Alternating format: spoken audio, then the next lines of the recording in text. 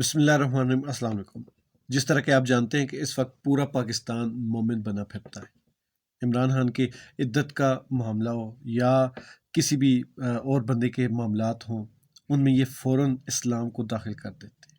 جس میں تازہ جو مثال تھی وہ نواز شریف کی سزا کے متعلق چیف جسٹس نے کہی تھی۔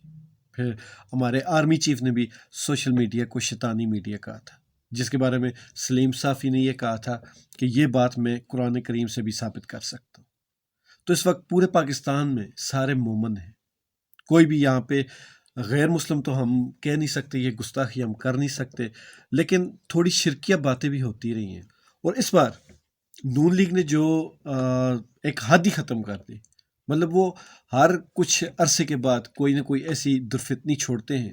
نواز شریف نے جس طرح انڈین بھگوان کے بارے میں کچھ باتیں کی تھیں، پھر اس کے بعد مریم نواز نے میسنجر مطلب کہ نبی کے بارے میں کچھ بات کی تھی، اور پھر کچھ ہی دن پہلے ان کے کسی ایک بندے نے نواز شریف کے آنے پر کہا تھا کہ جو وہاں جائے گا وہ جنتی ہوگا، جنت کا ٹکٹ اسے ملے گا، مجھ سے ٹکٹ لے لے۔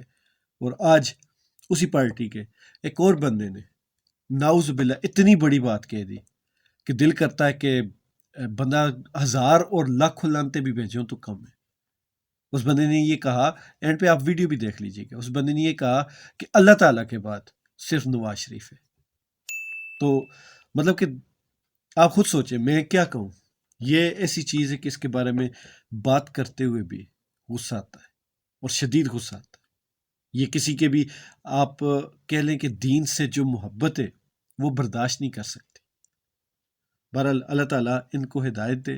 اور میں سمجھتا ہوں کہ ہمارے پورے ملک میں اسلامی تعلیم بہت کم ہو چکی ہے، اسی وجہ سے ہم ایسی فضول واہیات قسم کی باتیں اور واہیات قسم کی صفائیاں ڈھونڈتے رہتے ہیں۔ خود بھی تعلیم حاصل کریں دین کی، اور اپنے بچوں کو بھی اس پر لگائیں۔